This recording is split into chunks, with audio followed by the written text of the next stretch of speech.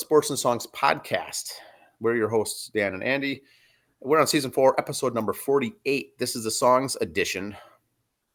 Andy, we're going to do a little songs, music, concerts, tours, and album reviews. Yeah. You went solo a couple weeks ago on the songs. I did solo last week, so first time together in a couple weeks. Yes. I like the drink container there. Now, this is not beer through a straw. Just relax. Wow. So the Hamm's container.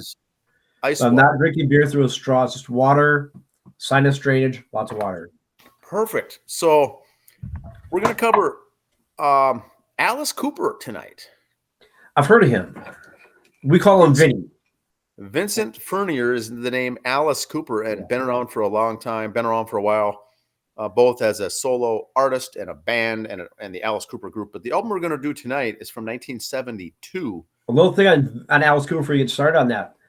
Say what you will about Alice Cooper. Nowadays, A, very good golfer. Lives in Arizona, very good golfer. And B, if you don't know this, you can see the post on our Facebook page today. Very religious man, very strong Christian. So say what you will about Alice and his other stuff he does on stage. His father was a priest, I think, or something. Yes, very strong Christian. So I don't know if he switched over and became born again or became a Christian, or if it was his whole life. But yeah, a lot of the stuff he dealt with a lot of evil and negative things and nasty stuff. But that was all part of the shtick. That was the character. He is a phenomenal guy, a phenomenal human being. Very good guy. Funny thing is, where I heard his interview, you can find it on YouTube. He, again, picture if you will, those of us in our age, go back 20 years. Alice Cooper sitting down with Dan Rather. Yes. But it was a recent interview in the last 10 years, 5 years. That's where I heard a lot about Alice, his faith, what he thinks of his music. If you get to YouTube that and find it, it's not on the screens, but that's your homework. Dan Rather interviewed Alice Cooper. Yeah, good guy. And still pumping out music. We did an album review of Detroit Stories just last year, and then his new album is called Roads, I think. Yep. It's just out now. So he's a very keeps on rocking. So tonight's album is School's Out, and there's a lot to cover here, Andy. I'm going to bring this up here. Here's the album cover. And this album cover is pretty sweet. It's a school, it's a desk, the old wood desk that flips up and all the carvings in it, and it relates to the members of the band, the initials of the members of the band. And everyone knows the song School's Out, right? That's a very popular song, very popular. But this is the album called School's Out. Now, the song happens to be on this, but the review we're doing tonight is the actual album itself. This was 1972, released in June. It was the 5th studio album by American rock band Alice Cooper. The single School's Out reached number 7 on the Billboard Top 100, reached number 3 in the Canadian, went to number 1 in the UK. Ian Chapman has put forth a theory that he thought that this was a concept album about youth lost when leaving school. And he makes a good point. When I listened to the album for the review here, the theme has a common thread running the theme of all the songs here, and it's almost something that could be a concept album or it could be a Broadway musical. This whole album, a kind of a deal like that. So that's the songs all connect; they all are kind of woven together. Now, the original album cover had the sleeve opening in the manner of a wooden school desk, similar to Think's School Stinks by Hot Legs, released 2 years earlier. So that was 1970. And so they kind of mimicked that. The vinyl record inside on the Alice Cooper album, School's Out, was wrapped in a pair of panties, Andy. Yes. Though this was later discontinued as the paper panties were found to be flammable. Right, And the desk photograph for this album cover is actually on display at the Hard Rock Cafe in Vegas. This actual school desk that they carved all of this in and made that photo of the album cover. Very good. I'm a much of as big of an album cover lover as anyone else out there, Andy, but this is another good one. It's the artistic side of it is very interesting. Now, the title track, of course, remains the most performed song in Alice Cooper's live shows. But like in accordance with the conceptual nature of the Schools Out, the album has overall a smaller representation of his live set list than some of the albums called Love It to Death, Killer, Billion Dollar Babies, or Welcome to My Nightmare. So on tour, in concert, you will not see a lot of these songs. Just Schools Out. The rest of these are not played very often on this album. So once again, it came out in 1972. The album, Andy, the LP, 36 minutes and 56 seconds long. Not a lot of guitar solos. Nope. And it's considered hard rock, glam rock, actually. Glam. That's the part I got a problem with. Okay. And it's Warner Brothers. And, the famous Bob Ezrin produced this. Bob Ezrin, longtime Kiss producer. So let's go through the tracks. This is, once again, it's side 1 and side 2 because of the old LP back then, but I'll just go through them in order. Schools Out, everyone knows that. Very good, very popular song. One of the songs that got myself actually into Alice Cooper, but next song is Looney Tune. Next song, Gutter Cat versus the Jets. It's kind of that song is kind of the local gangs, kind of think of the Outsiders, if you will. Next song is Street Fight. It's a 55-second instrumental called Street Fight. And the next song is Blue Turk. Side 2 is My Stars. Next song is Public Animal, number 9. Next song is Alma Mater. So these all have school, kind of gang-related school youth, teenage concepts here on this.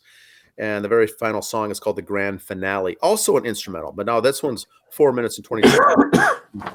But Andy, it's 9 tracks, 2 instrumentals, 1 long, 1 short. So it's 7 songs. It's really 7 songs is all that really is the popular one, and then the other ones. So Andy, what I did was go through on YouTube and listen to these one at a time. And what I like to do is read the comments. The best thing to do on an album review is read the comments, because those are where the true fans are. And I read some stuff that blew me away. That once again, the big hardcore Alice Cooper fans do not like the song Schools Out. It's been played to death. But boy, that song My Stars, Public Animal, number 9. Gutter Cat versus the Jets and Looney Tune. Very impactful songs for people. Very important songs. These guys were musically gifted, and if you listen to the entire album, the bass work, the Dennis Dunaway on the bass, and so on the album cover there, the engraving, his is the D,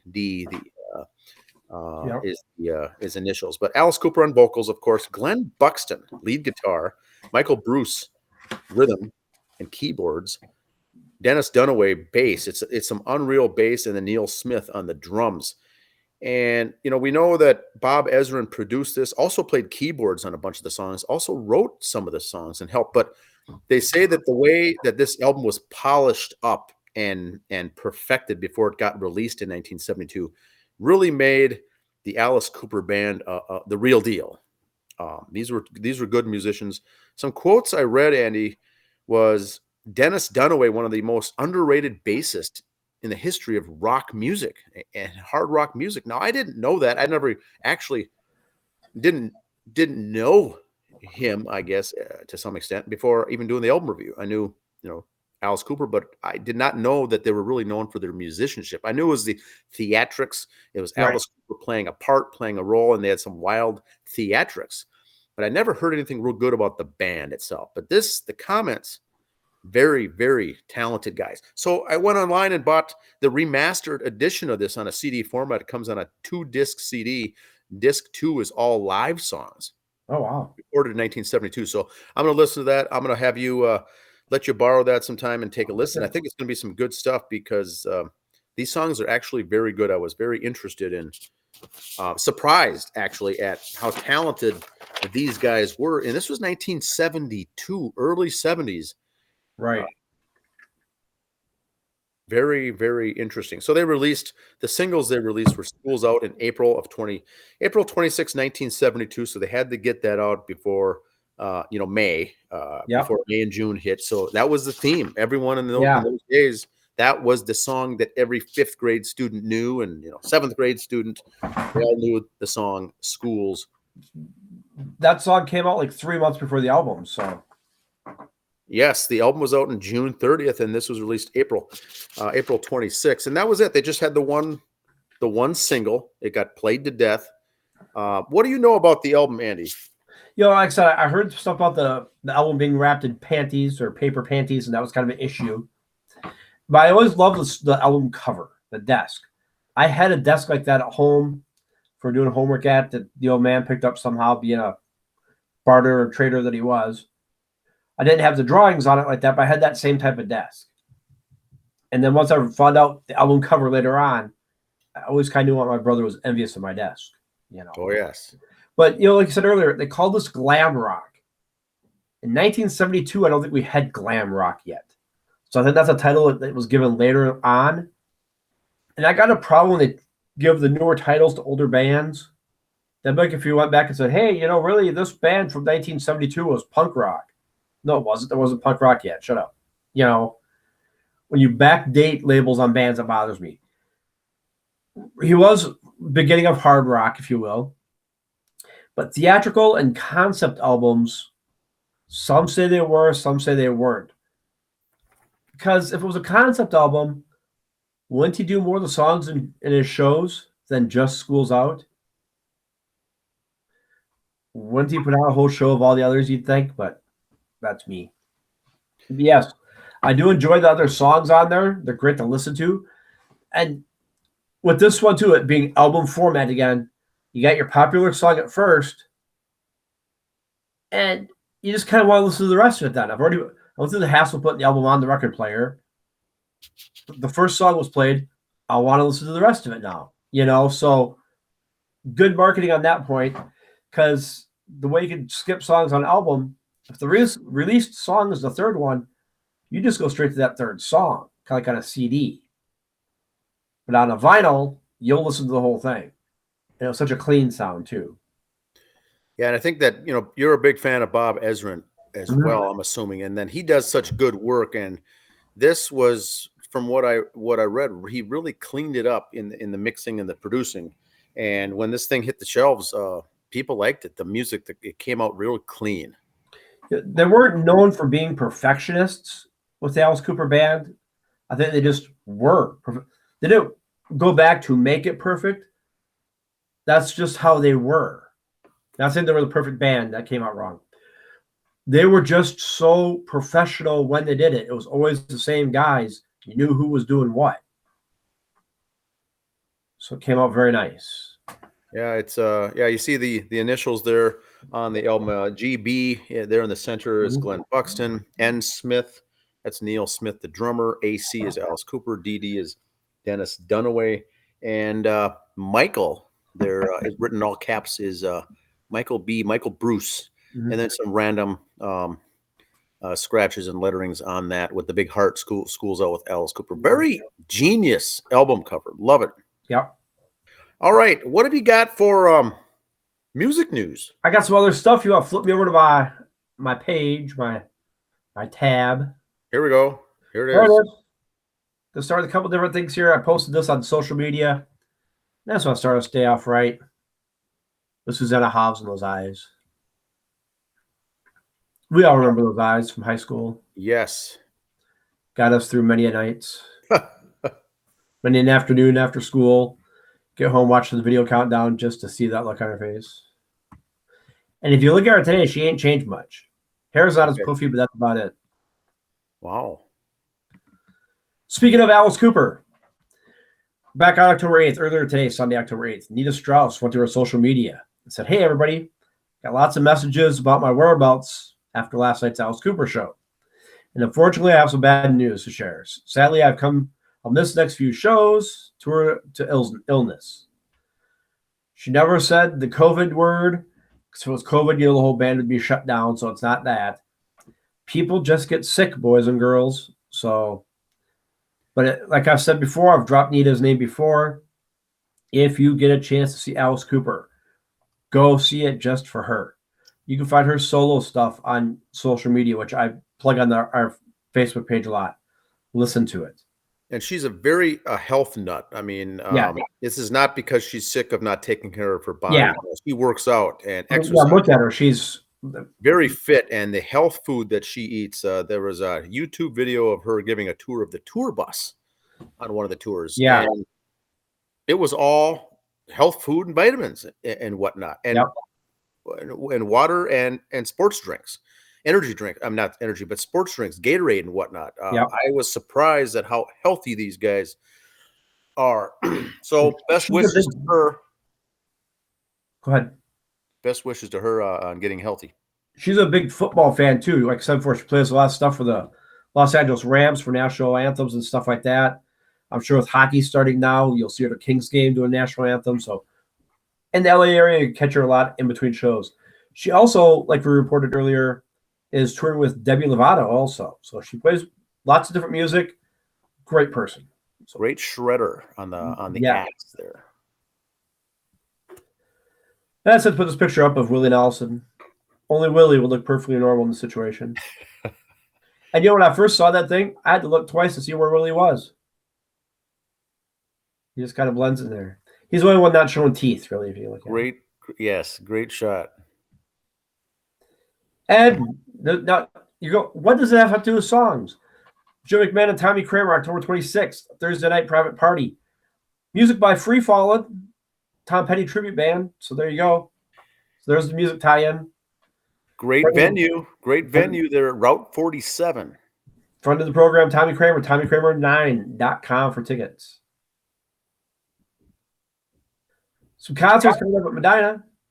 Like we said, if you're at Medina, you stop at Robert's Bar and Restaurant beforehand or after if the show gets out early enough. And if you're down there afterwards, tell them Sports and Song sent you. Yes. We're kind of famous popular with the kids there. Tomorrow night, Thunderstruck. AC/DC. Oh, okay. You're going, right? Yes. I will be there. Me and Lisa from the commissary are going to be there. And like we've suggested, like most people, we are staying at the Medina Inn afterwards. Now, you've seen Them Pesky Kids before, but never Thunderstruck, right? I've walked out on those Pesky Kids before, yes. I saw like 4 songs in and said no and left. Oh, really? Okay. Because I wanted to go see them originally. Legacy of the Loud opened up for them, blew me away. And then Pesky Kids couldn't hold a candle to them, so I left after 4 songs. Said, no way. I saw what I wanted to see. And that is what happens. Sometimes that first band's too good. Yeah.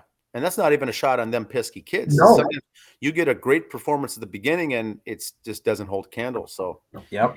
So Thunderstruck should be good. I've always wanted to see these guys as well. I'm hoping to next time when they're in town. But it's an AC/DC tribute band. Very good. From national act too, not just local. They're a national act. They're okay. The next night, Free Fallin', like we just talked about, Tom Petty at Medina. The following week on Friday, Bohemian, Queen tribute band. Heard lots of good things about them. The following night out at Medina, Night Moves, Bob Seger. If you're into the Bob Seger stuff. Wow, a Bob Seger tribute band. I don't think I was aware of this, but that would be very interesting to see. Mm-hmm. Maybe kind of cool one to go to. Night Moves, great title. Couple birthdays this week I want to share that I thought were kind of neat. Kind of touching on some of Dan's favorites and some of my favorites here. Musically. Jeff Keith, lead singer of Tesla. Oh, one of the best. Jeff birthday Keith. Today. So happy birthday to him, young man. And here's, all the years, I can't believe I never heard this, but Sammy Hagar and David Lee Roth, within days of each other, different years, of course. Okay. Same week they have the birthdays, the 10th and the 13th. Roth, Mr. Roth. Wow. When I'm 76, I want to look as good as Sammy Hagar. Look at that. Yes. I don't look that good now. That's awesome. I don't drink enough tequila, I think is my problem. And David Lee Roth, he looks like he's just coming out of rehab or something. Yeah, he looked good back in the day, but not so much now. But Hagar looks phenomenal. Yes. That's what I got.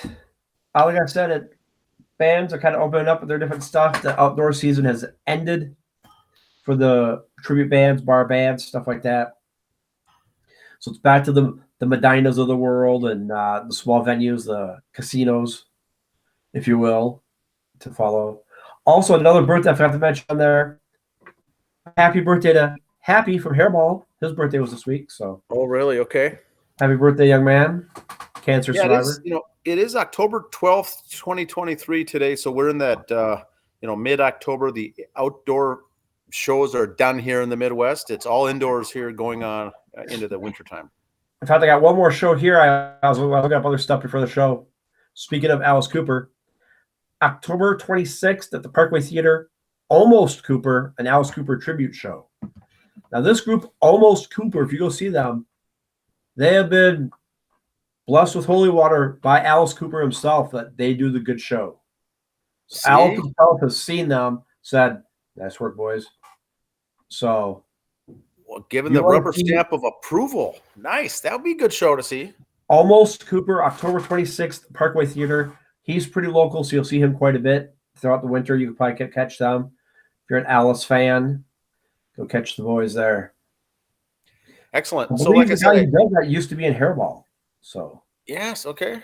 And like I said, I ordered that CD. I'll give it to you, and I'll do a little review here in the next week's show when we get it, because it's the remastered edition of an album that's already done very good by Bob Ezrin. But that second disc is all live tracks, and that'll be interesting. Leave that later on in the break room, because Oswald will get it, and you'll never see that CD again. Never see it again. And all new. The liner notes I'm very interested in reading, but I'll hand that off to you to do some homework on that, because I don't think that was an album that your older brother had.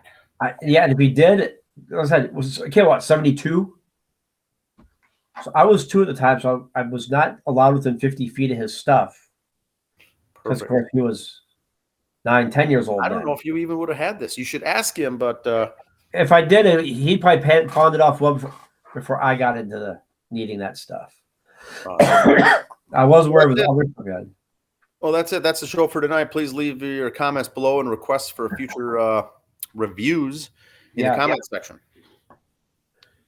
All right. Have a good one. See ya. True.